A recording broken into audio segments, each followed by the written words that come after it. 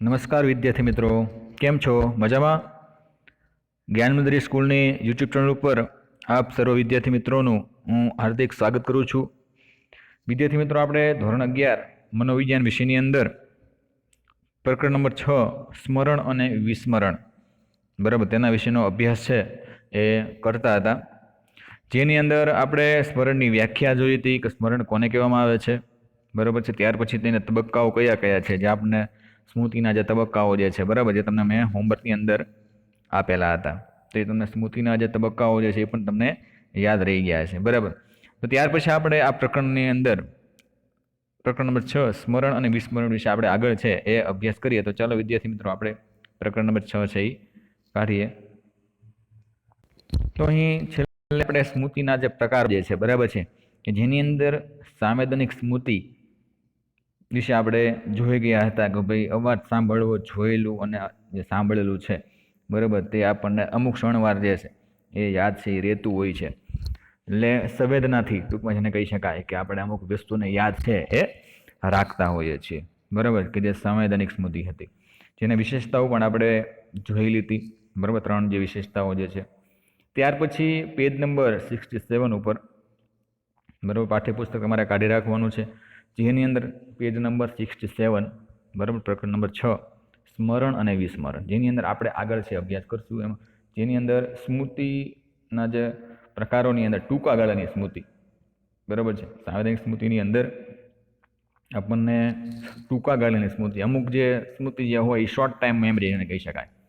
ટૂંકા ગાળાની સ્મૃતિ એટલે કે શોર્ટ ટાઈમ મેમરી, કે ભાઈ આપણે થોડા સમય માટે જ યાદ રાખી શકતા હોય, કોઈ પણ વસ્તુ જોયેલી હોય અથવા કાંઈક યાદ રાખ્યું હોય, બરાબર, તો માત્ર આપણે થોડી ક્ષણ માટે જ તે વસ્તુ યાદ રહેતી હોય, ત્યાર પછી આપણે શું કરીએ છીએ, એ વસ્તુને ભૂલી જતા હોઈએ છીએ, બરાબર. તેને આપણે શું કહીએ? Short term memory. ઓકે, તો અહીં આપણને કીધેલું કે શોર્ટ ટર્મ મેમરી તમે જોઈ શકો છો. ઓકે, STM પણ એને કહી શકાય. તમે શોર્ટમાં તમને નામ યાદ રાખવું હોય તો STM, શોર્ટ ટર્મ મેમરી, અને એને ગુજરાતીમાં તમને યાદ રાખવું હોય તો ટૂંકા ગાળાની સ્મૃતિ એમ પણ તમે કહી શકો. તો ચાલો વિદ્યાર્થી મિત્રો, એના વિશે આપણે આગળ અભ્યાસ કરીએ. તો ટૂંકા ગાળાની સ્મૃતિનું આયુષ્ય ટૂંકું અને તેનો વિસ્તાર મર્યાદિત હોય છે, બરાબર. તો અહીં આપણને વાત કરી છે કે ભાઈ ટૂંકા ગાળાની સ્મૃતિ જે છે, બરાબર, એનું આયુષ્ય કેવું હોય છે? ખૂબ જ નાનું હોય, ટૂંકું હોય છે, પણ એનો વિસ્તાર કેવો હોય? મર્યાદિત પ્રમાણની અંદર મોજૂદ હોય, કે ભાઈ થોડા સમય માટે વસ્તુ જોયેલી યાદ રહે. ટેલિફોન કરવા માટે ટેલિફોનની ડાયરીમાં નંબર જોઈએ અને આ નંબરને ડાયલ કરવા માટે થોડી ક્ષણ માટે આપણે યાદ રાખીએ છીએ. અમુક નંબર તમે જુઓ કે ભાઈ થોડા સમય માટે આપણે જોઈ લીધો હોય, ફટાફટ આપણે મોબાઈલની અંદર ટાઈપ કરી નાખતા હોઈએ છીએ, કેમ કે થોડા સમય માટે તો હોય. પછી 2 કલાક પછી કલાક રહીને થોડી વાર પૂછ્યું હોય તો આપણને એ નંબરથી યાદ રહેતો નથી, પણ આપણે વારંવાર રિપીટ કર્યો છે, બરાબર, તો આપણને યાદ રહેશે. બાકી શોર્ટ ટાઈમ જ આપણે યાદ રાખતા હોય કે ભાઈ આને બધી જરૂર પડશે નહીં બહુ, બરાબર. એ ટૂંકા ગાળાની સ્મૃતિનું ઉદાહરણ છે, બરાબર.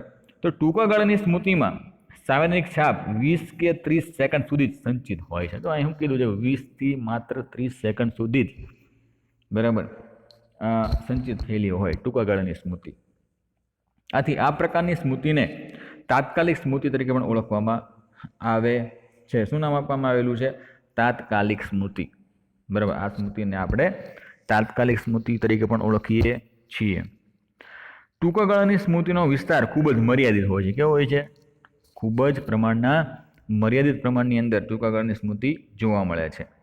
એ જ સમયે 7 જુદી જુદી વિગતો કે માહિતીના એકમો ટૂંકા ગાળાની સ્મૃતિને કારણે યાદ રહે છે, બરાબર. કે ભાઈ એક સમય એવું પણ બને કે ભાઈ વિગતો અને માહિતીનો એકમ છે, બરાબર, કે જે ટૂંકા ગાળાની સ્મૃતિને કારણે આપણને શું કરે છે? યાદ રાખતા હોય, બરાબર, યાદ રાખે છે.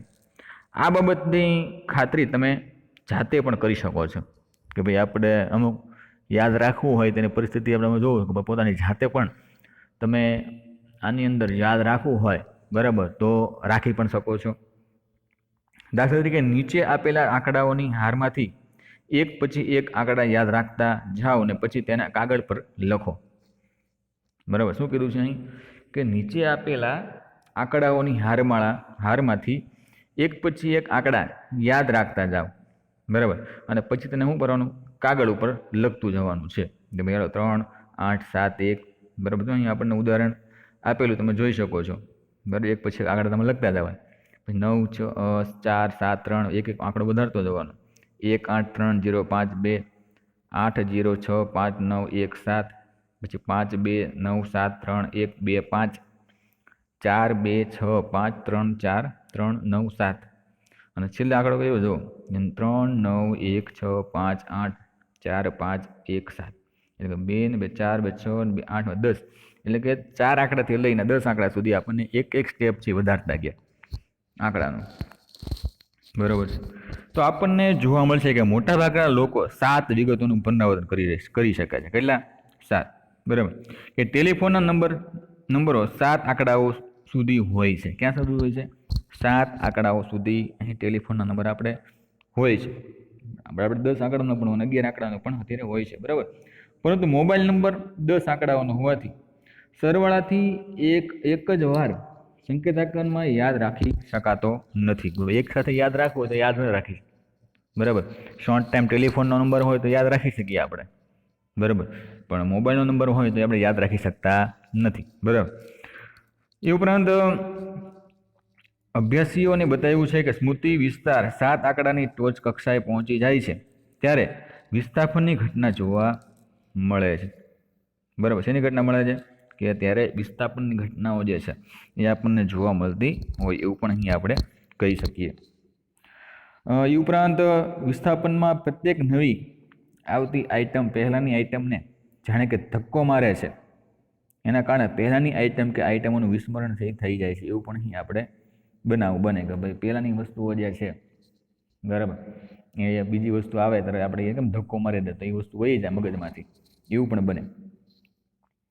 માહિતી એકમોની આ મર્યાદા દૂર કરવા માટે જ્યોર્જ એ મિલર 1956માં નામના અભ્યાસીઓએ સામૂહિકરણની એક પ્રયુક્તિ બનાવી છે, બરાબર. કયા ભાઈ છે? તો આ ભાઈ છે જેણે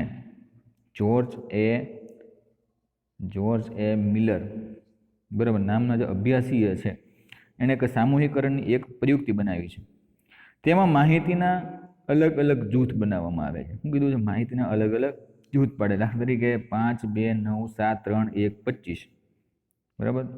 જેમાં 8 આંકડાઓને સહેલાઈથી યાદ રાખવા માટે 5 2 9 7 3 1 2 5, બરાબર, એવા 4 જૂથમાં જો વહેંચી નાખવામાં આવે તો સરળતાથી યાદ આપણે રાખી શકીએ.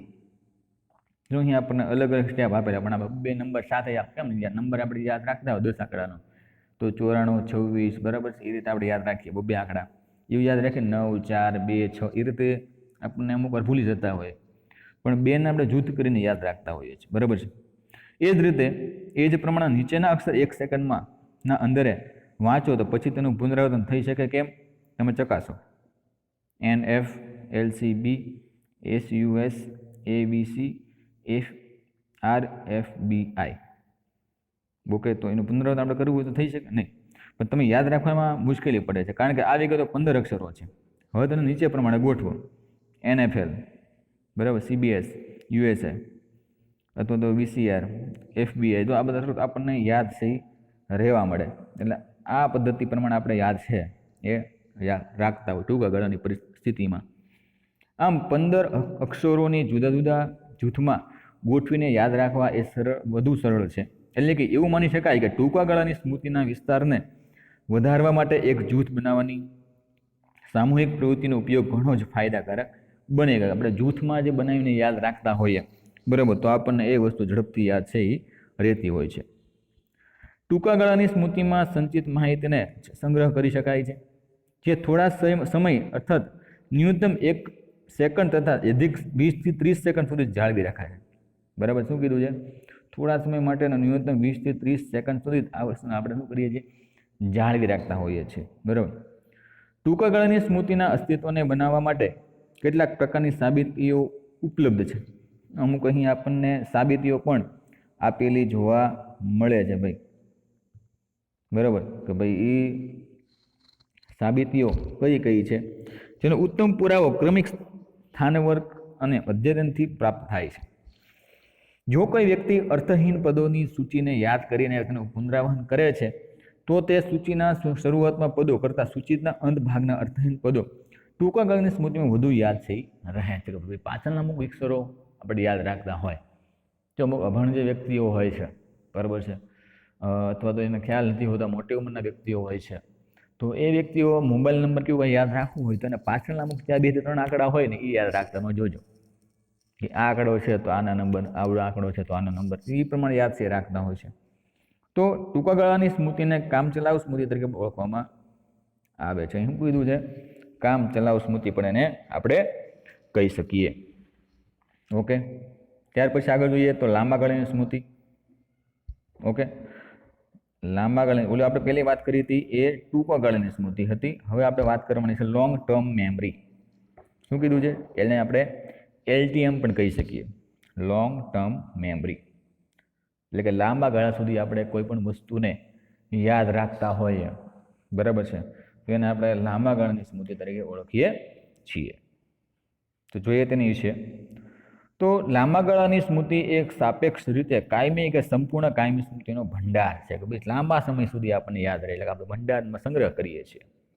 કારણ કે ટૂંકા ગાળાની સ્મૃતિમાંથી કેટલીક માહિતી લાંબા ગાળાની સ્મૃતિમાં પ્રવેશે છે. અમુક વસ્તુ એવી હોય કે ટૂંકા ગાળા માટે યાદ રાખી હોય, પણ એ વસ્તુ આપણને લાંબા સમય સુધી પણ યાદ રહેતી હોય, એટલે લોંગ ટાઈમના માટે પણ આ આપણે યાદ છે એ પ્રવેશી જતી હોય છે. એકને એક બાબતનું પુનરાવર્તન થતું રહે તો તેની છાપ પ્રબળ બને છે, બરાબર. મેં તમને કીધું એમ કે એક્ઝામની અંદર પણ આપણને વારંવાર આપણે વાંચીએ તો એ વસ્તુ આપણે વધારે યાદ રહે અને ખૂબ લાંબા સમય સુધી યાદ રહે. તો આપણે 1-2 વાર વાંચીને મૂકી દેતા હોય એવું પણ બનતા હોય, બરાબર છે. એટલે આપણે જેટલું પુનરાવર્તન થતું હોય તો એનું છાપ જો શું કીધું એટલું જ પ્રબળ છે બને, એટલે વાંચન છે તમારે પણ વધારવાનું રહે અને લાંબા સમય સુધી તે જળવાઈ રહે છે. જો કુદરતી રીતે આવી અવસ્થા ન હોય તો જે સહજ રીતે આપણે વિવિધ વર્તન અને વ્યવહાર કરીએ છીએ તે કરી શકત નહીં, બરાબર છે.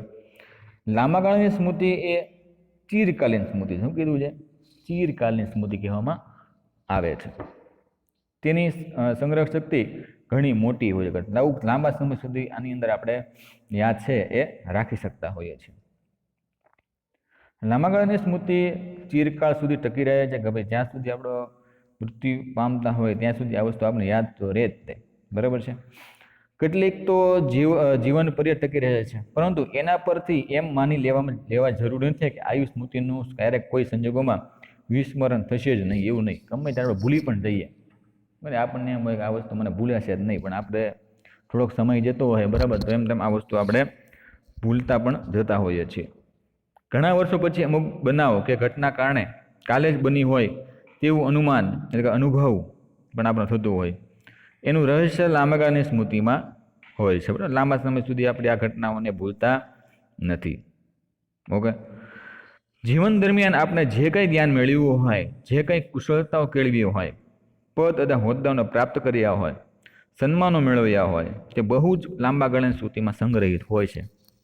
કેમ કે એ વસ્તુને જોઈને આપણે એ વસ્તુને યાદ રાખતા હોય કે ના ના, ઓહ, આ વસ્તુ મને આ સમય મળી હતી, આ વખતે મારે પ્રોત્સાહન મળ્યું હતું, બરાબર, આ વખતે હું આ પદ ઉપર બેઠો હતો, પ્રાપ્ત કર્યું હતું. એટલે એ વસ્તુને આપણે ભૂલી શકતા નથી, લાંબા સમય સુધી આ વસ્તુને આપણે યાદ રાખતા હોઈએ છીએ, જેને આપણે લોંગ ટર્મ મેમરી કહીએ છીએ, બરાબર છે. તે ઘણું ખરું શબ્દાર્થના સ્વરૂપમાં હોય છે. અલબત્ત દૃશ્ય પ્રતિમાઓ, ધ્વનિઓ અને ગંધ સુગંધનો સંગ્રહ પણ લાંબા ગાળાની સ્મૃતિમાં થતો હોય છે. આ વસ્તુ તમે જો કે લાંબા સમય સુધી આપણને જોવા મળે છે. હવે આપણને લાંબા ગાળાની સ્મૃતિ જે છે એના પ્રકારો વિશે આપણને વાત કરવાની છે કે લાંબા ગાળાની સ્મૃતિના પ્રકારો કયા કયા છે. તો અહીં આપણને વાત કરીએ કે લાંબા ગાળાની સ્મૃતિના પ્રકારો, બરાબર છે. તો લાંબા ગાળાની સ્મૃતિ LTM ને ટુલવિંગ, બરાબર, ટુલવિંગ નામનું એક મનોવૈજ્ઞાનિક છે કે જેણે 1972ની અંદર 3 વિભાગમાં વહેંચેલા છે. એક તો ઘટનાત્મક સ્મૃતિ, એક અર્થનાત્મક સ્મૃતિ અને રીત. એટલે ત્રણ જે એની સ્મૃતિના પ્રકારો છે, લાંબા ગાળાની સ્મૃતિના પ્રકારો કેટલા પડે છે? 3. ઘટનાત્મક સ્મૃતિ, બીજું અર્થાત્મક સ્મૃતિ, ત્રીજું રીતિલક્ષમી સ્મૃતિ, બરાબર. તે આપણને યાદ રહેવું જોઈએ. હવે એનું પહેલું તમે જોઈશો તો ઘટનાત્મક સ્મૃતિ, એની વ્યાખ્યા આપેલી જ કઈ છે? ઘટનાત્મક સ્મૃતિ. ઓકે, તો આત્મકથાત્મક હકીકતો પૂર્વાપર સંદર્ભ સાથે સમાવિષ્ટ થાય તેને ઘટનાત્મક સ્મૃતિ કહેવામાં આવે છે. તેની વ્યાખ્યા પણ તમને યાદ રહેવી જોઈએ કે ભાઈ આત્મકથનાત્મક હકીકતો અથવા તો અમુક ઘટનાઓ આપણે જોઈ લેવો, એ ઘટનાઓને આપણે લાંબા ગાળાની સ્મૃતિની અંદર યાદ રાખતા હોય એને આપણે શું કહીએ છીએ, ઘટનાત્મક સ્મૃતિ તરીકે ઓળખીએ છીએ. એનું ઉદાહરણ તમે જોશો તો તમે આની અંદર ખ્યાલ આવતો જશે. ઘટનાત્મક સ્મૃતિ એ પ્રગટ સ્મૃતિનો એક પેટા વિભાગ છે. શું કીધું છે? પ્રગટ સ્મૃતિનો એક. આપણે પ્રગટ અને અપ્રગટ સ્મૃતિ વિશે આપણે આગળ અભ્યાસ કરી ગયા છીએ, બરાબર છે. તો એક પ્રગટ સ્મૃતિનો એક પ્રકાર પેટા વિભાગ જ છે એમ પણ આપણે કહી શકીએ. જે ઘટનાઓનો આપણે પ્રગટ રીતે અનુભવ કર્યો હોય તે ઘટનાઓ આ પ્રકારની સ્મૃતિમાં સંગ્રહિત થયેલી હોય છે, બરાબર. કે જે ઘટનાઓ આપણે પ્રગટ રીતે અનુભવેલો હોય કે આપણે પ્રત્યક્ષ બનેલી હોય તો એ ઘટનાને આપણે સ્મૃતિના સંગ્રહિતમાં થયું છે એવું પણ કહી શકીએ. આ પ્રકારની સ્મૃતિ એક સંપૂર્ણ રોજનીશી છે. શું છે? રોજનીશી. આપણે રોજે રોજની વસ્તુ આપણે જોતા હોઈએ છીએ, બરાબર. આપણે રોજનીશી બનાવીએ એમ રોજનીશી છે કે જેમાં આપણા જીવનની વિવિધ યાદો, બનાવો, ઘટનાઓ, જીવનના સુખ દુઃખ, બરાબર છે, અનુભવોની નોંધ થયેલી હોય છે, જેને આપણે રોજનીશી કહીએ.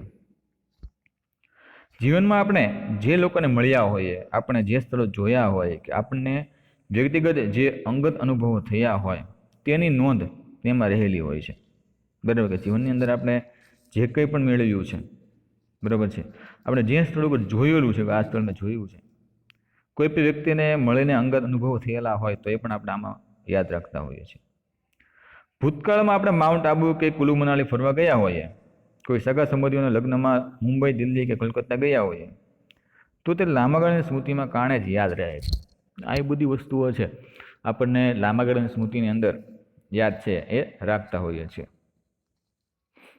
આપણા કોઈ અંગત સ્નેહીજનોનું મૃત્યુ આની ઉંમરમાં થયું હોય કે કોઈ અકસ્માતમાંથી આપણને પ્રત્યક્ષ રીતે બચી ગયા હોય તો પણ આપણે જીવનભર યાદ રહી જાય છે. તો આવી ઘટનાઓ આપણને લોંગ ટાઈમ માટે બધી વસ્તુ યાદ રહે, બરાબર. પડી ગયા હોય, ગાડી લઈને ગયા હોય, અથવા તો આપણા સ્નેહીજનોનું કોઈનું મૃત્યુ થઈ ગયું હોય એ રીતે, તો પણ એ આપણને યાદ રહે કે ના આ મૃત્યુ છે, આ રીતે થયું હતું, બરાબર છે.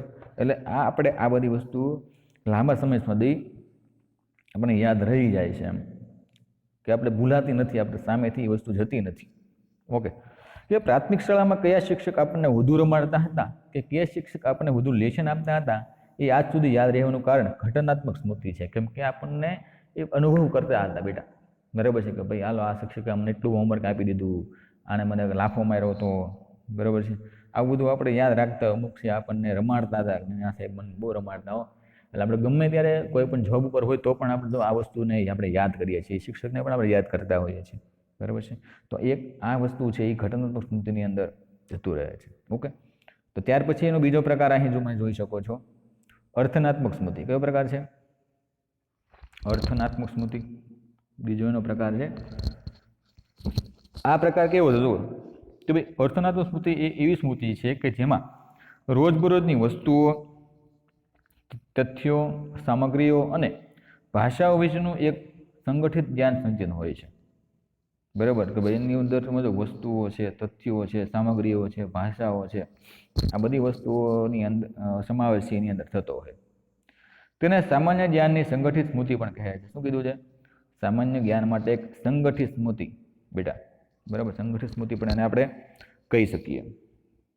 આથી જ તેને સામાન્ય સ્મૃતિ પણ કહેવામાં આવે છે. અર્થાત અર્થાત્મક સ્મૃતિમાં સરવાળો, બાદબાકી, ગુણાકાર, ભાગાકાર કે સૂત્રોની સરળતાથી સમજ મળે છે, બરાબર છે. તો અર્થનાત્મક સ્મૃતિની અંદર આપણે સરવાળા હોય, બાદબાકી હોય, ગુણાકાર હોય, ભાગાકાર હોય, બરાબર, એ ઉપરાંત સૂત્રો જે છે એની સરળતાથી આપણે સમજ જે છે એ મેળવી શકતા હોઈએ છીએ. એ જ રીતે ધાર્મિક ચિહ્નોના આધારે કયું ચિહ્ન ક્યાં ધર્મનું સૂચન કરે છે તે પણ જાણી શકાય છે, બરાબર. ધાર્મિક સ્મૃતિની અંદર અમુક જે ચિહ્નો છે એની ઉપરથી પણ આપણે એ ધર્મ કયો છે એ પણ આપણે કહી શકતા હોઈએ છીએ. ઓકે. એ પણ આપણને ખ્યાલ છે. વળી વિવિધ દેશના રાષ્ટ્રધ્વજમાં રહેલા ચિહ્નો અને રંગના આધારે પણ આપણે તેનું વર્ણન અને અર્થઘટન પણ કરતા હોઈએ છીએ કે ભાઈ આ દેશથી આ છે, આ દેશથી આ. આપણે કેમ મેચ તમે જોતા હોઈએ, બરાબર. તો મેચની અંદર આ બધી વસ્તુઓ આવે તરત આપણે કહીએ છીએ કે ભાઈ આ જે છે એ આ દેશનો, આ દેશ રમે છે, આ દેશ. એટલે ટૂંકમાં એ નકશાના આધારે આપણે ખબર પડી જતી હોય છે, બરાબર છે. આપણો જે રાષ્ટ્રધ્વજ હોય એ રાષ્ટ્રધ્વજના કારણે તમને જે દેશનું નામ છે એ યાદ હોય છે. એ જ રીતે જુદા જુદા પ્રકારના પ્રત્યયો દ્વારા પણ પ્રાણી, પક્ષી કે જીવજંતુઓના પેટા વર્ગોના અર્થને આપણે સમજી શકીએ છીએ, બરાબર. તો જુદા જુદી વસ્તુઓના કારણે પણ એવું પણ બને કે આપણે એ વસ્તુઓને જીવજંતુઓને પણ આપણે ઓળખતા હોઈએ છીએ. ત્યાર પછી ત્રીજો પ્રકાર એને આપણે કીધેલો છે રીતલક્ષી સ્મૃતિ. કયું કીધું છે? રીતિલક્ષી સ્મૃતિ. ઓકે, તો રીતિલક્ષી સ્મૃતિમાં કઈ રીતે છે? જો કે રીતિલક્ષી સ્મૃતિ એ એક પ્રકારના કૌશલ્ય શક્તિને પ્રગટ કરે છે. શું કરે છે? એક પ્રકારનું આપણામાં રહેલું જે કૌશલ્ય છે, બરાબર છે, તો એને પ્રગટ કરવાનું કામ જે છે એ રીતિલક્ષી સ્મૃતિ છે એ કરે છે. કે જેમાં આપણે ભૂતકાળમાં કોઈ પણ વસ્તુ શીખ્યા હોય તો તે આપણને જીવન પર્યે યાદ રહે છે. ભૂતકાળની અંદર જે પણ આપણે વસ્તુ શીખેલા છીએ, બરાબર, એ વસ્તુઓ આપણને જીવનકાળ દરમિયાન જીવન પર્યે પણ આપણને વસ્તુ છે એ યાદ રહેતી હોય છે. જેમ કે શાળાઓએ જતાં શીખેલી સાયકલ આપણને કાયમ માટે ચલાવતા આવડે છે. કોઈ પણ રીતે આપણે ગમે ત્યાં આપણને સાયકલ આપી હોય, બરાબર, તો આપણે સાયકલનો ઉપયોગ છે એ કરી શકતા હોઈએ છીએ. એવી જ રીતે કાર, સ્કૂટર, કોમ્પ્યુટર આપણે એકવાર શીખી ગયા પછી જીવનભર ભૂલાતું નથી. એ આપણને ગમે ત્યારે એ કોમ્પ્યુટર હોય, કાર હોય, સાયકલ હોય, બરાબર છે, એ વસ્તુ આપણે આપે તો એ ભૂલતા નથી એકવાર શીખ્યા પછી. કેમ કે શીખતા વખતે આપણે ઘણી વાર પડ્યા હોય, ન પણ આવડતું હોય, એવું પણ બને. પણ જ્યારે આપણને આવડી જતું હોય તો આપણે એ વસ્તુને ભૂલતા નથી. ગમે ત્યારે ખબર છે આ વસ્તુને આપણી જરૂર પડશે, તો આપણે એના કારણે આપણે ભૂલી શકતા નથી. ઓકે, રસોઈ કરતાં એકવાર આવડી ગયા પછી તે સ્મૃતિમાં કાયમ રહી જાય કે ભાઈ આ શાક મેં આ બનાવ્યું હતું, આ રસોઈમાં આ બનાવી હતી, બહેનોને ખાસ ખબર હોય, બરાબર, તો એને તરત તે વસ્તુ તરત યાદ રહેતી હોય, કેમ કે એને પછી એ જ કામ કરવાનું હોય છે. એવું પણ બને, બરાબર. તો એવું પણ બનતું હોય છે કે ભાઈ એને એવું કામ પણ કરવાનું થતું હોય. એ જ પ્રકારે જુદા જુદા ધર્મના લોકો પોતાના ધાર્મિક સ્થળોએ દર્શન કરવા માટે જાય છે ત્યારે પોતાના ધર્મની પરંપરા પ્રમાણે પ્રાર્થના કરતા જોવા મળે છે કે ભાઈ અહીંયાથી આ લોકો આ રીતે પ્રાર્થના છે ને કરતા હોય છે, જે દરેક ધર્મના અલગ અલગ હોય છે. આમ રીતિલક્ષી સ્મૃતિ એ કૌશલ્યયુક્ત સ્મૃતિ પણ કહેવામાં આવે છે, બરાબર છે. એટલે રીતિલક્ષી સ્મૃતિને આપણે શું કહીએ છીએ? કૌશલ્યયુક્ત સ્મૃતિ પણ કહે છે. સ્કૂટર, કાર, આ બધી વસ્તુ આવડે, શીખેલા હોય, આપણે ભૂલતા નથી, એ રીત પ્રમાણે શીખ્યા હોય, એટલા માટે રીતિલક્ષી સ્મૃતિ અહીં કીધેલું છે. ત્યાર પછી આપણે વાત કરીએ કે ભાઈ લાંબા ગાળાની અને ટૂંકા ગાળાની સ્મૃતિ વચ્ચે તફાવત. આપણે છેલ્લો ટોપિક છે આ જોઈ લઈએ, બરાબર છે, કે ભાઈ લાંબા ગાળાની સ્મૃતિ અને જે ટૂંકા ગાળાની સ્મૃતિ છે, બરાબર છે, તો એની અંદર કયો તફાવત આપણને જોવા મળે છે? તો ટૂંકા ગાળાની સ્મૃતિ એટલે કે એસટીએમ અને લાંબા ગાળાની સ્મૃતિ એટલે કે એલટીએમ ના તુલનાત્મક અભ્યાસકો કેટલાક મનોવૈજ્ઞાનિકોએ અહીં એના તફાવત જોવા મળે છે. જોઈએ કે ટૂંકા ગાળાની સ્મૃતિમાં માહિતી સંગ્રહની અવધિ 2 થી 30 સેકન્ડ હોય. કેટલી હોય છે? 2 થી 30 સેકન્ડ. જ્યારે આ વસ્તુ આપણને લાંબા ગાળાની માહિતી જે છે આપણને સમગ્રની આવી સમસ્યાઓ અવધિ હોતી નથી. એટલે તફાવત એ જ છે, બરાબર છે. બીજું અહીંયા આપણને એવું કીધું છે કે ટૂંકા ગાળાની સંગ્રહ શક્તિ સીમિત હોય છે, બરાબર છે. મિલરના મત અનુસાર ટૂંકા ગાળાની સંગ્રહ શક્તિ 7+2 એટલે કે 7+2 હોય છે. વિશેષ પરિસ્થિતિમાં સામૂહિક પ્રયુક્તિ દ્વારા તેને વધારી શકાય છે. આપણે વધારવું હોય, બરાબર, તો એ ઘટનાને આપણે વધારી શકતા પણ હોઈએ છીએ. જ્યારે લાંબા ગાળાની સ્મૃતિમાં સંગ્રહ શક્તિ અમર્યાદિત હોય છે. કેવી હોય છે? અમર્યાદિત. એટલે તમે તો બંનેમાં ફેર ઘણો બધો છે, એટલે વિરોધ ટૂંકમાં એકબીજાની હોય છે.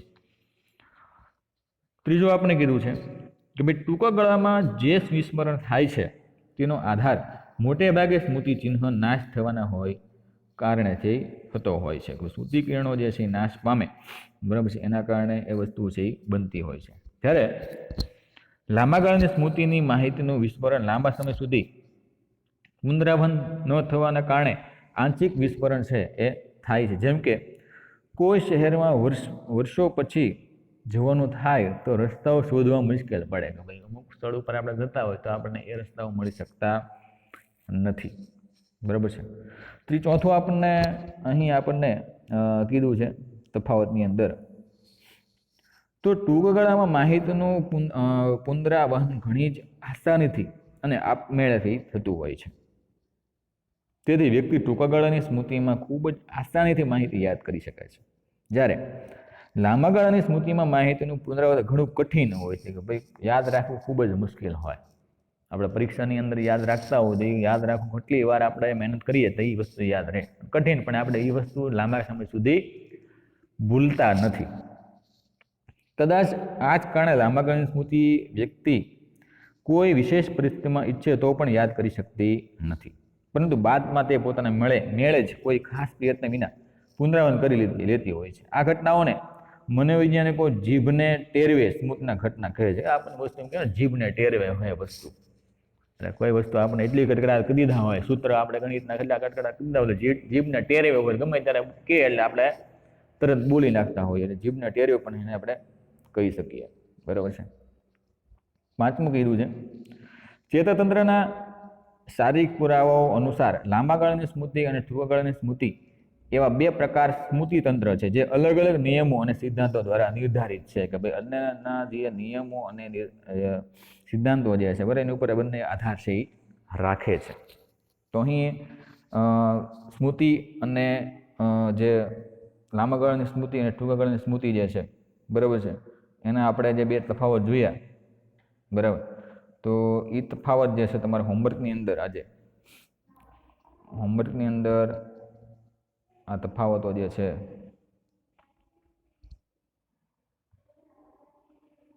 એ લખવાના છે. બરાબર છે. લાંબા ગાળાની અને ટૂંકા ગાળાની સ્મૃતિ વચ્ચેના તફાવતો સમજાવવાના, લખવાના 5 જે ટોપિક જે છે એવડાય. બરાબર છે. તો વિદ્યાર્થી મિત્રો, નેક્સ્ટ ટોપિકની અંદર વિડીયોની અંદર આપણે વિસ્મરણનો અર્થ અને એના નિર્ધારકો બરાબર છે, ત્યાંથી પાછા આપણે પાઠની શરૂઆત કરશું. તો ત્યાં સુધી ઘરે રહો, સુરક્ષિત રહો. Okay, bye student.